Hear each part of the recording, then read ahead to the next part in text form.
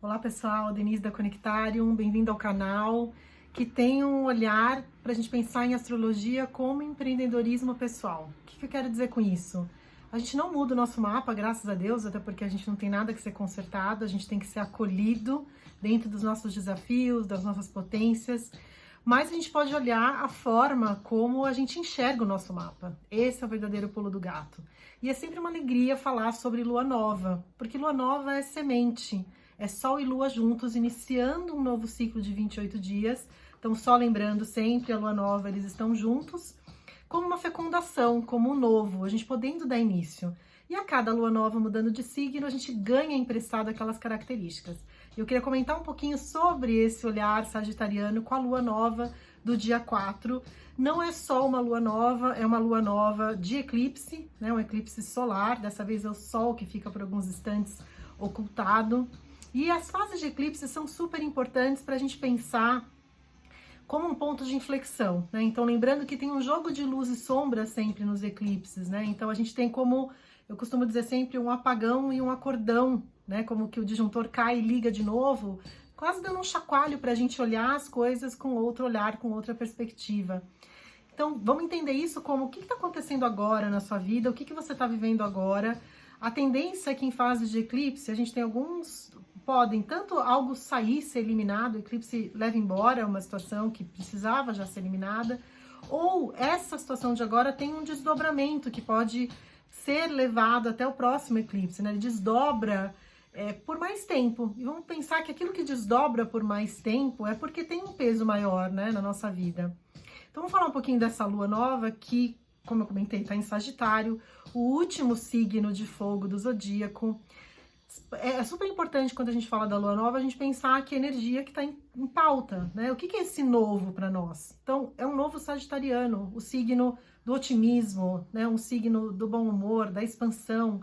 Para Sagitário, nada é pequeno, né? A gente quer expandir, quer abrir os horizontes, quer ir além das fronteiras.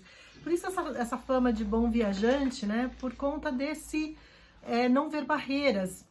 O símbolo é o centauro, né? O metade homem, metade cavalo, com a flecha apontada para uma meta a longo alcance, que é outro traço sagitariano da gente pensar em plano, em onde a gente quer chegar, em ambições maiores, em elevação, conhecimento, fé, né? Então também rege toda essa parte acadêmica, crenças, filosofias de vida. Então, que momento é esse para a gente agora plantar sementes dentro desse olhar, né? O que você quer ver mais amplo? O que você quer desbravar? Então, uma energia de fogo, uma energia otimista, com autoconfiança. Vamos ver um pouquinho alguns aspectos importantes que tem nesse mapa, pessoal? É a vez da expansão, né? É a vez do otimismo. Então, a gente tem uma participação marcante de Mercúrio nessa lua nova. Então, a gente vai vendo que temperos que tem, né, nesse quadro aqui, nessa foto do céu no momento da lua nova. Então, quando a gente fala de Mercúrio, que é o comunicador do zodíaco, traz pra gente sempre um lembrete. A gente olhar e desbravar o mapa, como a gente tá fazendo aqui, é a gente ter esse olhar, como a gente tá em sintonia com o cosmos, né, no fundo a gente é uma coisa só, a gente poder pegar esses recados que o céu tá trazendo pra gente. Então, Mercúrio vem falar das nossas narrativas, das notícias, do que a gente escuta, é o comunicador, né, a ponte, aquele que circulava por todos os mundos. Então, eu faço aí a pergunta para vocês, né, o que você tem se contado, quais são suas narrativas? A gente pode olhar mais, ou estar mais atento, ou coisas mais ainda circulando em mídias, em informação, né, o que é falado, o que é ouvido, o que é entendido. Então, a gente olhar esse universo intelectual, Mercúrio também em Sagitário, então essa forma de comunicar entusiasmada, né, olhando as coisas com otimismo, então a gente podendo ver isso, um cuidado só é que a gente tem se aproximando desse aspecto de Mercúrio, uma tensão com Netuno no céu, que vai ser mais lá para o dia 7 de dezembro, mas é bom a gente já pensar, no momento da lua nova, essas narrativas estão mais sujeitas a ilusões, desilusões. A gente não tá vendo, talvez, a informação com todos os dados, né? Muito otimismo sagitariano. Será que a gente está parando para olhar os dados? Será que a gente pode confiar nesses dados? Entender um pouco melhor, não pular etapas, né? Não presumir que já sabe. enfim, pode ter informações mais de bastidor, quando tem a névoa de Netuno. Também no mapa da Lua Nova, a gente cuidar o regente de Sagitário, que é Júpiter, numa tensão com Marte, a nossa ação, o nosso impulso, a nossa forma de agir, talvez esperando muito, talvez com exagero, talvez prometendo mais do que pode cumprir, né? Um excesso de energia aí para a gente dosar, né? Dosar raiva, dosar impulso, tá tudo muito... Marte, apesar de estar ainda em Escorpião, né? Então essa profundidade ainda, Marte ainda tá com um olhar mais estratégico, né? Com a nossa ação mais olhando as profundezas, mais na defensiva ainda, com o Marte em Escorpião. Outro ponto que me intrigou aqui, pessoal, é um aspecto que é bem mais fraco, tá? Na astrologia, ele não tá dentre os aspectos mais tradicionais ou mais fortes, né? Que é um quincúncio, um ângulo de 150 graus, com Urano, Sol e Lua em Sagitário, Urano em Touro, bem pertinho esse quincúncio, que é um aspecto de ajuste, né? A gente querendo transformar, libertar, né? Autenticidade de Urano, mas ainda precisando dosar esse exagero, né? Um excesso de otimismo sagitariano, e talvez essa leve tensão de ajuste o quanto a gente já está pronto para essa libertação, né? Para essa liberdade. Outro lembrete, nós quando estamos analisando uma semana ou um ciclo lunar, né, ou no caso a lua nova aqui, a gente está falando de um micro período, né, de um subciclo dentro de um ciclo maior. Então, a gente sempre precisa olhar, tem vídeo aqui no canal também explicando, um ciclo maior protagonista de 2021, que é o embate entre Urano e Saturno, o velho e o novo, o tradicional e o libertador, essa grande polaridade que a gente está vendo no mundo hoje, a gente querendo romper muito com o velho, mas ainda não estando pronto, não tendo feito talvez todas as lições de casa. E esse aspecto macro que permeia 21, ainda tem ressonâncias em 22, ele tem aspectos exatos, né? Tiveram aspectos, são 3 toques, né? Junho de 21, fevereiro de 21, junho de 21 e dezembro de 21, 24 de dezembro de 21, o último toque em grau exato. Ou seja, a gente está a caminho, apesar de um ciclo otimista e de expansão em Sagitário, a gente não pode deixar de levar em consideração que a gente está abaixo de um grande guarda-chuva em termos de trânsito que tem esse embate, que a gente ainda está precisando equalizar uma conta que aparentemente não está fechando ainda, né? Ela fecha, mas por hora a gente ainda está numa briga de força, tentando ver como que a gente pode romper com um velho padrão, que veio lá desde 2020, mas sem tendo ainda construído um novo alicerce, né? Então esse alicerce está ainda em construção.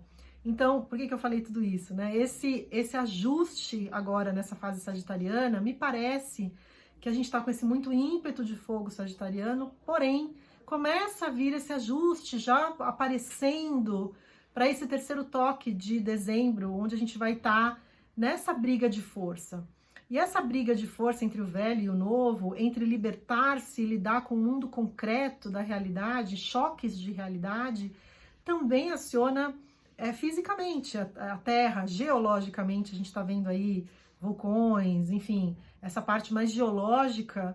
Esse é um aspecto tanto simbólico quanto físico, né? Como tudo, a gente pode viver de uma forma mais física ou de uma forma mais simbólica, mais psíquica. Então esse ajuste está vindo, né? A gente precisando olhar como que a gente fecha essas contas, como que a gente equilibra um otimismo, uma fé, um entusiasmo com o ajuste necessário para a gente se libertar, para a gente estar mais autêntico, para a gente pagar essa conta da libertação, né? Libertar também dá um trabalho, né? É meio que isso, a gente quer a libertação, mas sem ter o trabalho, sem ter o alicerce pronto.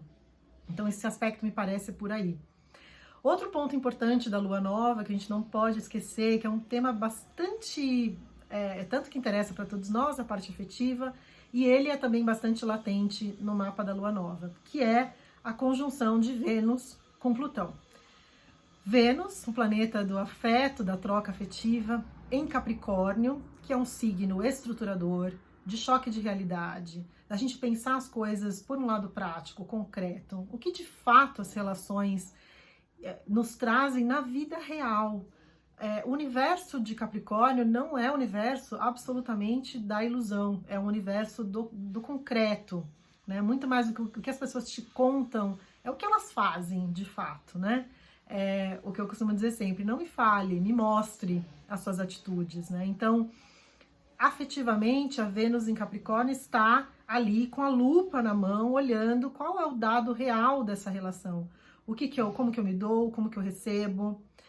E aí não fosse só isso, Vênus em Capricórnio, que já é bastante focada no concreto, na realidade, na responsabilidade, no que é duradouro. Não fosse só esse tema que já é bastante para a gente lidar, nós temos a Vênus retrogradando, ou seja, retrogradações, revisões, trazendo o olhar de revisão para a vida afetiva, pela primeira vez em 21, né, em 21 inteira, ela não retrogradou, vai retrogradar agora, dia 19 de dezembro. Então, Vênus em Capricórnio, por um período estendido por conta da retrogradação, né, de 5 de novembro até 6 de março de 22, pessoal. Não é pouco, ou seja, a gente vai precisar revisar, vale até um vídeo à parte sobre Vênus em Capricórnio. Mas o que eu queria comentar no mapa dessa lua nova, a gente tem Vênus em conjunção com Plutão, que é o planeta da profundidade, da transformação, das crises, da gente olhar o que está inflamado, da gente olhar o que está transbordando, né? Então a gente tem choque de realidade, com profundidade, com medo de abandono, com defesas muito levantadas. Então, o que acontece no mapa da lunação no mapa da lua nova tende a durar por um mês, lembrando que essa lua nova é uma lua nova de eclipse. Então, o que acontece agora perdura por mais tempo. Então, perguntas, né? Então, o que está se passando nessa relação que precisa, o céu está dizendo, né? Nós precisamos tanto revisar de uma forma concreta e realista, quanto mergulhar fundo nas sombras, mergulhar naquilo que a gente colocou embaixo do tapete, mergulhar naquilo que a gente não quer ver, né? Então, esse aspecto fica congelado num ciclo de 28 dias e também com seus desdobramentos por ser eclipse. Então, isso vale muito a pena a gente atentar. Período de retrogradação de Vênus, ela retrógrada em si, né? De 19 de dezembro até 29 de dezembro. De janeiro, perdão. De 19 de dezembro até 29 de janeiro, ela está nesse movimento de retrogradação, onde a gente revê temas, né? Onde a gente olha de novo, repensa. Vênus também rege dinheiro, economia, né? Regente de Touro. Então a gente também vai lidar nesse período com esses temas ligados à economia, ligados à revisão, a ser prático, a ser econômico, porque a Vênus em Capricórnio ela é econômica, quer enxugar os gastos, e lidar com os temas, de repente, que estão embaixo do tapete, né? Com a Vênus conjunta a Plutão, também sob o ponto de vista econômico. Reforçando essa questão econômica para nós estamos num processo de migração dos nodos lunares que estão saindo do eixo Gêmeo-Sagitário para Touro-Escorpião, em 22, né? Por um ano e meio, de janeiro de 22 até meados de 23, a gente vai ter os eclipses, então, caindo nesse eixo do apego e desapego. Então, reforçando esse olhar voltado para a economia, que está tratando agora nessa fase de eclipse. Vamos falar da parte afetiva um pouquinho mais, né? A gente tem essa abertura, tem a Vênus-Plutão, que eu comentei, e tem aberturas nesse mapa da Lua Nova com Netuno, bom aspecto com Netuno, que lembra a gente de ir pelo caminho da empatia, de olhar o lado do outro, de elevar a nossa visão. Então, se você estiver aí num imbróglio, né?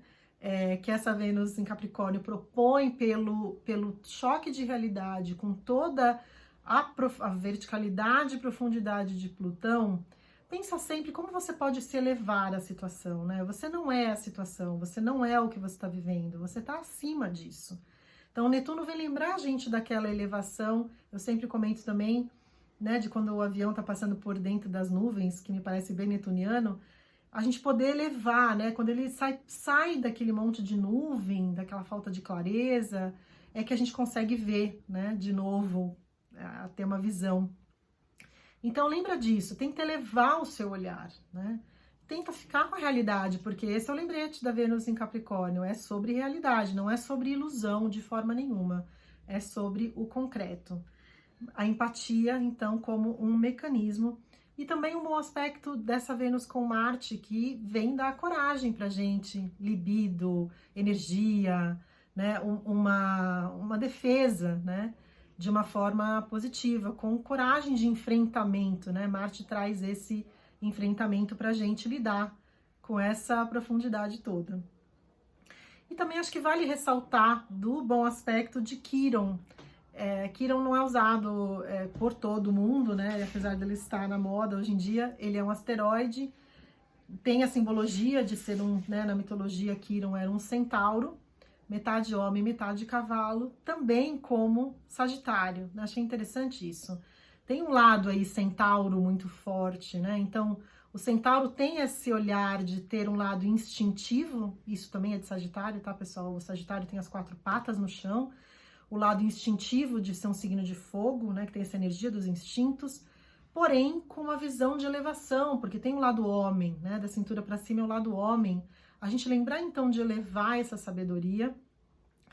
E Quiron tem toda a história mitológica de ter tido uma ferida incurável, né? Então esse olhar para as feridas que Quiron propõe, o enfrentamento das feridas com aspecto favorável. Então achei interessante esse paralelo do Quiron tá na parada desse mapa, com essa olhar, né, de enfrentamento no mito, quando ele enfrenta a sua ferida de frente, né, quando ele se torna mortal, né, ele passa para esse olhar, né, de Deus para ser um mortal.